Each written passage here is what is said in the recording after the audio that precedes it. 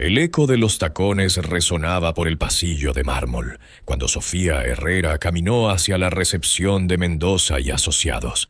Sus manos temblaban mientras ajustaba su blazer negro, el único que tenía, heredado de su hermana mayor. La recepción olía a café caro y ambición. Ejecutivos en trajes de miles de pesos pasaban sin mirarla, hablando de proyectos millonarios. Sofía se enderezó. Había estudiado administración trabajando de noche como mesera. A las 9:47 de la mañana, las puertas del ascensor se abrieron. Ricardo Mendoza emergió como un rey en su reino. Cabello plateado perfectamente peinado. Reloj Rolex que costaba más que el sueldo anual de su padre. Y esa sonrisa que había construido imperios. ¿Tú eres la nueva?, preguntó mirándola de arriba abajo con desprecio apenas disimulado. Sí, señor Mendoza. Sofía Herrera, para servirle. Ricardo arrugó la nariz como si hubiera olido algo desagradable. Herrera, ¿no será familia del mecánico de la esquina? Ese que siempre tiene las manos sucias de grasa. El mundo de Sofía se detuvo. Sí, es mi padre. Una carcajada cruel llenó la recepción. Increíble, de mecánico a recepcionista. Supongo que es progreso para su clase social. Sus ojos brillaron con malicia. Espero que no hayas heredado esas manos mugrientas. Aquí trabajamos con gente limpia. Los empleados bajaron la mirada, incómodos. Sofía sintió como si le hubieran clavado un puñal en el pecho. Le aseguro que daré lo mejor de mí, señor. Eso espero, porque una sola mancha en mi empresa. Se acercó lo suficiente para que solo ella escuchara, y regresarás al taller donde perteneces. Esa noche, Sofía lloró en silencio en su pequeña habitación, pero entre las lágrimas algo más creció. Una determinación férrea que Ricardo Mendoza jamás imaginó que había despertado. Lo que él no sabía era que Sofía había reconocido algo en su oficina. Un cuadro colgado detrás de su escritorio. Una foto de la inauguración de Plaza Comercial Norte, el mismo lugar donde antes estaba su casa. 3 semanas habían pasado desde aquella humillación. Sofía había soportado comentarios despectivos diarios, miradas de lástima y el constante recordatorio de que no pertenecía a ese mundo. Pero esta mañana era diferente. Herrera, necesito que organices los archivos del sótano, ordenó Ricardo con su sonrisa despreciativa habitual. Hay documentos desde 1995. Perfecto para alguien de tu nivel. El sótano olía a humedad y tiempo olvidado. Cajas polvorientas se apilaban hasta el techo, etiquetadas con años que parecían arqueología empresarial. Sofía trabajaba metódicamente, pero su corazón se aceleró cuando encontró una caja marcada. Proyecto Villa Esperanza, 2010. Villa Esperanza, el barrio donde había crecido, donde su familia había perdido su casa cuando ella tenía apenas 15 años. Con manos temblorosas abrió la caja. Dentro decenas de documentos, planos y una carpeta roja que la hizo palidecer. Demolición autorizada. Pago completo a familias. Página tras página revelaba la verdad. Ricardo Mendoza había recibido 15 millones del gobierno para reubicar a 200 familias de Villa Esperanza. Había cobrado por casas nuevas, por indemnizaciones, por terrenos de reubicación. Pero las familias nunca vieron un peso. Dios mío, susurró Sofía, sus ojos recorriendo facturas falsas, recibos inventados, firmas forjadas. Este hombre nos robó nuestros hogares. Su familia había creído que era mala suerte, que la crisis económica los había golpeado como a todos. Su padre había trabajado 16 horas diarias para pagar alquileres cada vez más caros.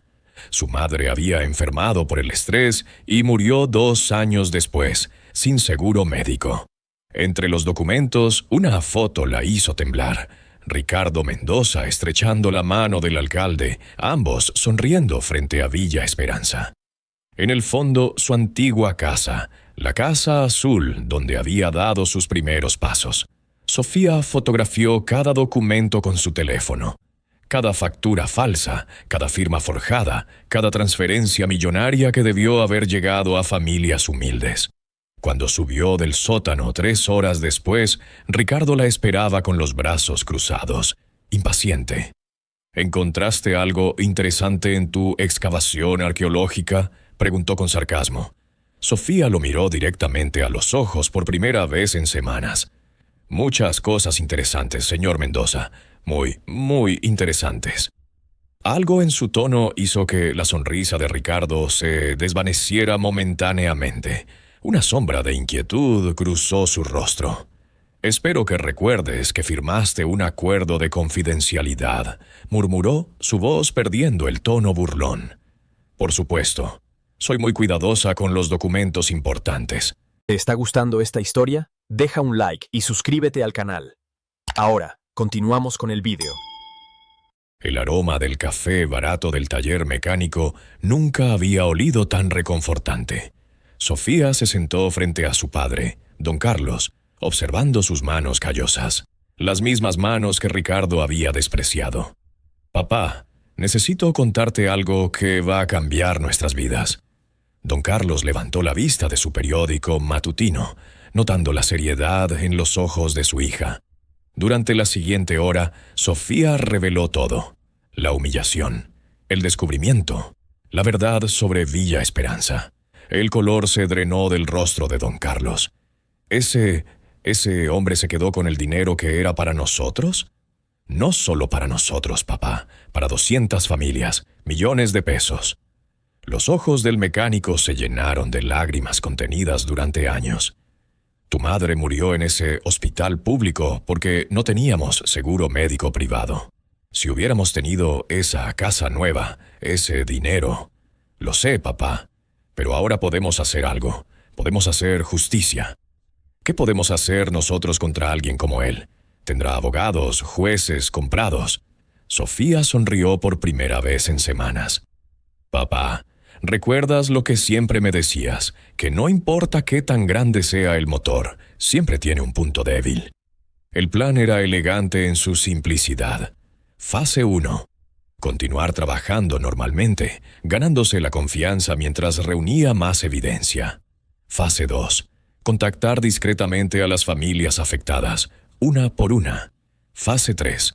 Filtración controlada a la prensa, especialmente a María González, la periodista de investigación. Fase 4. Presentación simultánea ante la Fiscalía y la opinión pública. Durante las siguientes 2 semanas, Sofía se convirtió en la empleada modelo. Llegaba temprano, se quedaba tarde, y poco a poco Ricardo comenzó a bajar la guardia. «Vaya, Herrera, parece que finalmente entiendes tu lugar», comentó una tarde casi con aprobación. «Sí, señor, he aprendido mucho sobre lugares y posiciones en la vida». Mientras tanto, cada noche se transformaba en detective. Visitaba Villa Esperanza, ahora convertida en un centro comercial de lujo. Habló con don Ramiro, el antiguo panadero que ahora trabajaba como guardia de seguridad. Con doña Carmen, que había criado 5 hijos en 20 metros cuadrados después de perder su casa. Con el joven Miguel, que había abandonado la universidad para trabajar. Cada historia era un puñal en el corazón, pero también combustible para su determinación. El viernes por la noche se reunió con María González en un café discreto del centro. «Tienes mi atención», dijo la periodista después de revisar las primeras pruebas, «pero necesitamos algo más contundente, algo irrefutable». Sofía sonrió con una confianza que sorprendió a la veterana periodista. «Tengo exactamente eso, pero necesito una semana más para conseguir la confesión». El lunes llegó con una lluvia que parecía presagiar tormenta. Sofía caminó hacia el edificio Mendoza y asociados con paso firme, pero su corazón latía como tambor de guerra. En su cartera, escondido entre papeles rutinarios, llevaba un pequeño dispositivo de grabación. «Buenos días, señor Mendoza», saludó con la sonrisa perfecta que había ensayado. Ricardo apenas levantó la vista. Las últimas semanas había notado un cambio en su recepcionista. Menos sumisa, más confiada. Eso lo inquietaba sin saber por qué. «Herrera, prepara los contratos para el proyecto Torres del Sol. Es confidencial». «Por supuesto, señor». Sofía activó discretamente la grabadora. Es similar al proyecto Villa Esperanza que vi en los archivos. Ricardo se tensó como un resorte. ¿Por qué preguntas eso? Es que, revisando los documentos, me pareció ver algunas similitudes en los procedimientos, muy eficientes. Una sonrisa cruel cruzó el rostro de Ricardo. El ego, su debilidad eterna, comenzó a inflarse. ¿Eficientes? Por favor, Herrera, esas personas eran tan ingenuas que ni siquiera preguntaron por los detalles. Firmaban lo que les ponías enfrente. ¿En serio? Pero el gobierno debió supervisar las compensaciones. Ricardo soltó una carcajada despectiva. El gobierno. Niña, cuando tienes los contactos correctos, el gobierno ve exactamente lo que tú quieres que vea. Sofía fingió admiración. Es increíble lo que puede lograr alguien realmente inteligente. Exacto. Mira, esas 200 familias vivían en casuchas que no valían nada. El gobierno me dio 15 millones para relocalizarlas. Se levantó, orgulloso de su genialidad. ¿Sabes cuánto gasté realmente en ellas? ¿Cuánto, señor? 0 pesos, absolutamente nada. Ricardo caminó hasta la ventana contemplando su imperio. Les dije que había problemas burocráticos, que tomaría tiempo. Mientras tanto, vendí los terrenos a una cadena de centros comerciales por el triple. Pero, ¿y si se hubieran quejado? ¿Quejarse? ¿Con quién? ¿Con el alcalde que recibió su parte? ¿Con los inspectores que también cobraron su comisión? Su voz se volvió venenosa. Herrera, la diferencia entre gente como tú y gente como yo es simple. Ustedes esperan justicia, nosotros la compramos. ¿Y nunca tuvo miedo de que alguien investigara? ¿Investigar qué? Los documentos están perfectos. Facturas falsas, pero con sellos oficiales. Recibos de pagos que nunca existieron, pero legalmente válidos. Ricardo regresó a su escritorio satisfecho. Villa Esperanza fue solo el comienzo. Después vinieron Villa Bonita, Las Flores, San José. Cada proyecto me dio millones, mientras esas familias seguían esperando sus casas nuevas. 47 minutos de confesión completa. Nombres, cantidades, métodos, cómplices. Esa tarde, Sofía se dirigió directamente al café donde la esperaba María González. ¿Lo conseguiste? Sofía puso la grabadora sobre la mesa. Todo, una confesión completa. María escuchó los primeros minutos y sus ojos se iluminaron. Esto no es solo una noticia, Sofía. Esto va a cambiar la historia de esta ciudad.